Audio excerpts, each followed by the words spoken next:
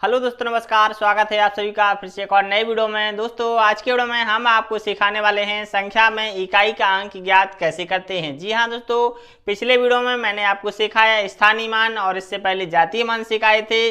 अब हम वीडियो में जो लेकर आए हैं संख्या पद्धति में होता है संख्या का इकाई का अंक ज्ञात करना। जैसे क्वेश्चन यहाँ पर मैंने लिया है 206 पर घात है 2569 में इकाई का अंक क्या होगा। इतना जब घात लगा है इस संख्या पर तो आप इसका कैलकुलेशन करेंगे तो आपको बहुत समय लग जाएगा और आपका सवाल भी गलत हो जाएगा। इसलिए गणित में कुछ नियम हैं और जिन नियम को मैंने यहाँ पर लिख लिया है और संख्या में इन्हीं नियमों के माध्यम से इकाई का अंक ज्ञात कर सकते हैं।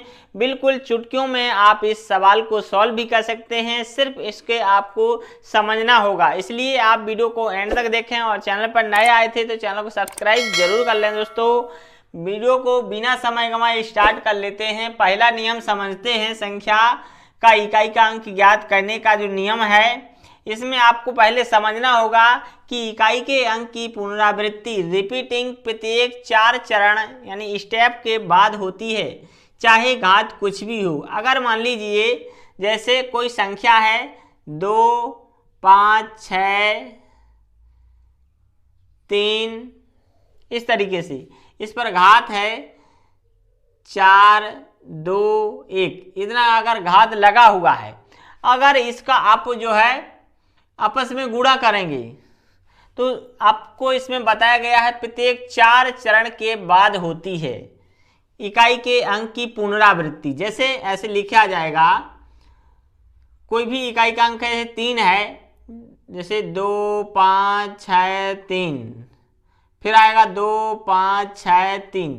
अब जो अंक है इधर आया, कोई भी आप कैलकुलेशन करेंगे तो चौथे अंक पर आएगा, फिर ऐसे ही आएगा, इस तरीके से आता जाएगा। तो यही चीज यहाँ पर बताया गया है कि इकाई के अंक का पुनरावृत्ति प्रत्येक 4 चरण बाद होती है। जी हाँ दोस्तों, यदि संख्या की घात 4 से पूरी विभाजित है तो इकाई का अंक परिवर्तित नहीं होगा। जैसे यहाँ पर जो घात है 206 का 2569, अगर इसमें अगर 4 से आप भाग देते हैं और जो भाग पूरी तरह चला जाता है, कुछ शेष नहीं बचता है, तो वहां पर आपका जो संख्या का इकाई का अंक 6 है वही रहेगा। यानी कि आप जितना भी घात है इस संख्या का, इतनी बार अगर मल्टीप्लाई आप करते जाएंगे तो आखिरी में संख्या का जो इकाई का अंक निकलेगा तो वो 6 ही निकलेगा। जी हाँ दोस्तों, यही यहाँ पर बताया गया है कि संख्या जो है उस पर घात है, अगर घात 4 से पूरी विभाजित है तो इकाई का अंक परिवर्तित नहीं होगा। दूसरा चीज समझिएगा, यदि कुछ शेष आता है तो वही शेषफल ही वास्तविक घात होती है। ठीक है, यानी कि संख्या पर कितना भी घात हो उस घात में आप 4 से भाग लगाइएगा। अगर भाग पूरा चला जाता है, शेषफल क्या बचता है 0, तो इकाई का अंक परिवर्तित नहीं रहेगा। आप चुटकियों में बता देंगे कि इकाई का अंक ए होगा। अगर कुछ शेषफल आ जाता है, अगर जो भी घात दिया है उसमें 4 से भाग देते हैं, कुछ शेष आ जाता है, अगर 1 आ जाता है, 2 आ जाता है, तो उसको आपको क्या करिएगा, जो इकाई का अंक है उस पर घात लगाइएगा और आपस में जो 2 है तो आपस में 2 बार गुणा कीजिएगा, 3 है तो 3 बार कीजिएगा। जितना भी संख्या आएगा वही जो इकाई का अंक हो जाएगा। ठीक है, चलिए सवाल को सॉल्व करते हैं। यहाँ पर 2 सवाल मैंने लिए हैं। पहला सवाल है 206 पर घात 2569। देखते हैं 206 पर कितना है 2569।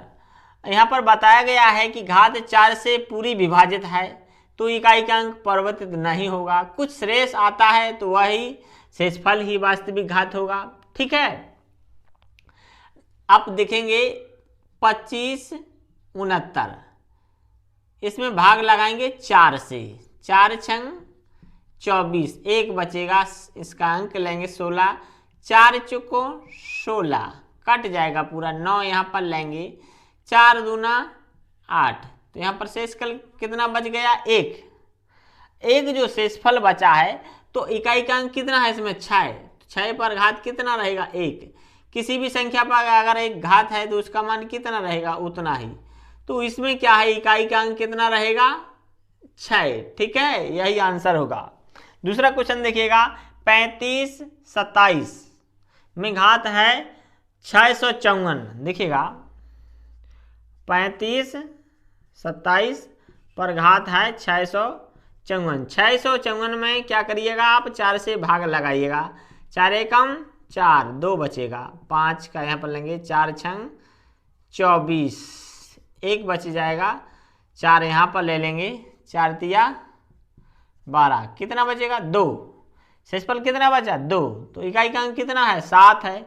7 पर आप क्या है, 2 घात लगाइएगा, 7 गुणे 7 तो कितना बचेगा, 7 सते 49, तो कितना आ गया, 9। ठीक है, तो इस संख्या में इकाई का अंक क्या होगा, 9।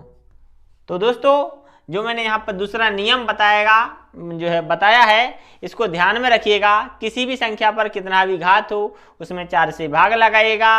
अगर भाग पूरा चला जाता है, शेषफल 0 आता है, तो उस स्थिति में आपको इकाई का अंक वही रहेगा जो संख्या में है। अगर जो है शेषफल आ जाता है तो शेषफल को वास्तविक घात मानिएगा इकाई के अंक का, और उसको आपस में जितना घात है मल्टीप्लाई करके जो अंक आएगा वही जो है इकाई का अंक आ जाएगा। अब यहाँ पर इसमें 3 ट्रिक और होती हैं जिसे आपको समझना होगा। अभी वीडियो को छोड़कर मत जाइएगा, और उन ट्रिकों को अगर आप समझ लेते हैं तो आपस में जो अंक निकालना होता है इकाई का अंक, वो बिल्कुल और सरल हो जाएगा और चुटकियों में आप कर सकते हैं। यहाँ पर तो मैंने सिर्फ आपको जो इकाई का अंक निकालने का नियम बताया है और इसको लेकर 2 प्रश्न आपको समझाए हैं, इसलिए वीडियो को छोड़कर मत भागिएगा। वीडियो अगर अच्छा लग रहा है तो वीडियो को लाइक कर दें, चैनल को सब्सक्राइब कर लें। चलते हैं जो ट्रिक क्या होती हैं वो हम आपको समझाते हैं। दोस्तों अब मैंने जो ट्रिक मैंने कहा था तो वो तीनों ट्रिकें यहाँ पर लिख ली हैं, पहला ट्रिक, दूसरा ट्रिक और तीसरा ट्रिक। इन ट्रिकों को आप समझिएगा तो चुटकियों में इकाई का अंक आप ज्ञात कर सकते हैं। समझते हैं पहला ट्रिक। संख्या में 2 3 7 8 इकाई का अंक है तब क्या होता है, देखिएगा। जैसे मान लीजिएगा यहाँ पर लिखा है 12, ठीक है, तो इसमें घात दिया है 3, तो इकाई का अंक आप ज्ञात कीजिएगा तो आपको समय लग जाएगा। अगर ज़्यादा घात लिखा होता 3 4 1 तो आपको समय लग जाएगा, लेकिन इसमें आपको ध्यान देना है कि किसी भी संख्या में अगर इकाई का अंक 2 3 7 8 है, ठीक है, यहाँ पर 2 है, तो ये हमेशा क्या रहता है, परिवर्तित होता रहता है, घात के अनुसार परिवर्तित होता रहता है। तो इसमें आपको वही मेथड अपनाना है, 4 से भाग लगाना है। जिन संख्या में इकाई का अंक 2 3 7 8 है, देखिएगा इसमें घात लिखा है कितना, 3 4 1 है। देखते हैं 3 4 1 में भाग देते हैं 4 से, 4 8 32, ठीक है, 2 बच जाएगा, 4 पंचे 20, 1 शेष बच जाएगा, तो 2 का घात कितना हो जाएगा, 1, कितना आ जाएगा इकाई का अंक 2। हो सकता है इस पर शेष अगर 1 की जगह 2 आ जाता, 3 आ जाता, तो आपका इकाई का अंक क्या हो जाता, परिवर्तित हो जाता। इसलिए जब भी संख्या में इकाई का अंक 2 3 7 8 होता है, उस पर कितना भी घात लगा हो, तो उसे आप इसी मेथड से करिएगा, इसमें कोई ट्रिक नहीं लगने वाला है, ठीक है। अब ध्यान दीजिएगा दूसरा ट्रिक पर। संख्या में 0 5 0 1 5 6 इकाई का अंक है तब, ठीक है, तब जो है इकाई का अंक परिवर्तित नहीं होता है, तब इकाई का अंक वही रहता है, ऐसे लिख दीजिएगा, ठीक है। जैसे कि अगर लिखा है यहाँ पर 10, ठीक है, 10 पर घात चढ़ा दीजिएगा 2, तो कितना आ जाएगा, जैसे 10 गुणा में 10 बराबर 100। नहीं हुआ ना परिवर्तित।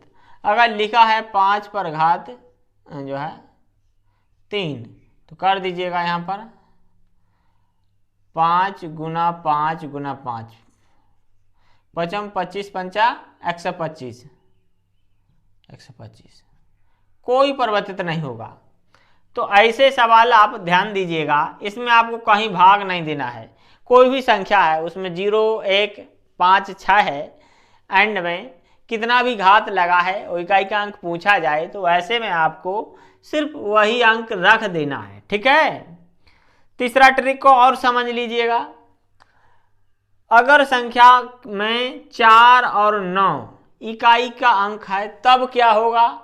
इसको थोड़ा कठिन है समझना, लेकिन आप समझने के बाद भूलोगे कभी नहीं। जी हाँ दोस्तों, 4 और 9 देखिएगा, 4 और 9, अगर 4 पर हम घात चढ़ा देते हैं 3, 9 पर घात चढ़ा देते हैं 3, तो देखिए क्या होता है, 4 गुणा 4 गुणा 4, 4 चौको 16, 16 चौको 64। ठीक है।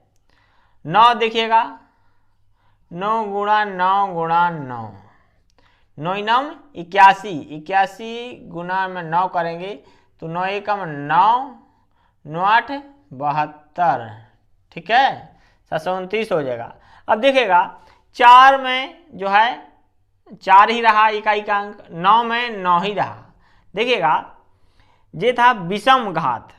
अगर इकाई का अंक 4 और 9 है और उस पर विषम घात चढ़ा हुआ है, विषम घात चढ़ा हुआ है, तो आपका इकाई का अंक जो है परिवर्तित नहीं होगा। जी हाँ दोस्तों, अब देखिएगा ये था विषम घात, विषम घात। ठीक है। इधर देखेंगे समघात। अगर 4 पर हम घात चढ़ा देते हैं 2, ठीक है, और 9 पर घात चढ़ा देते हैं 2, क्या होता है देखिए, 4 गुना में 4, 4 चौको 16। ठीक है, 9 गुना में 9 बराबर 9 9 81। तो देखिएगा अगर विषम घात था तो परिवर्तित नहीं था इकाई का अंक, अगर समघात है तो इकाई का अंक परिवर्तित हो गया है। क्या हो गया है, जब संख्या में इकाई का अंक 4 है और घात क्या है, सम है, तो ऐसी स्थिति में आपको इकाई का अंक क्या करना है, 6 बताना है। ठीक है। इसी तरह 9 को देखिएगा, विषम में तो वही था, अगर 9 पर सम घात चढ़ा हुआ है, इकाई का अंक अगर देखिए 129 है, उस पर घात चढ़ा हुआ है 115 चढ़ा हुआ है, विषम चढ़ा हुआ है, तो इकाई का अंक वही रहेगा। अगर 12 चढ़ा हुआ है, सम चढ़ा हुआ है, तो ऐसे में आपको इकाई का अंक क्या रहेगा, 1 रहेगा। सिर्फ आपको घात देखना है, सम है या विषम है। ठीक है। 4 और 9 में जो इकाई का अंक होता है तो उसमें आपको विषम घात है तो परिवर्तित नहीं होगा। अगर जो है सम घात है तो 4 है इकाई का अंक तो उसका क्या हो जाएगा, 6 हो जाएगा। 9 है इकाई का अंक तो उसका 1 हो जाएगा। तो दोस्तों आप अगर तीनों ट्रिक अच्छी तरीके से समझ गए हैं तो वीडियो को लाइक कर दें, और चैनल पर नए आए थे तो सब्सक्राइब कर लें, क्योंकि ऐसे ही वीडियो आपको हमारे चैनल पर मिलते रहेंगे। तो दोस्तों मिलते हैं नेक्स्ट वीडियो में, तब तक के लिए जय हिंद, नमस्कार।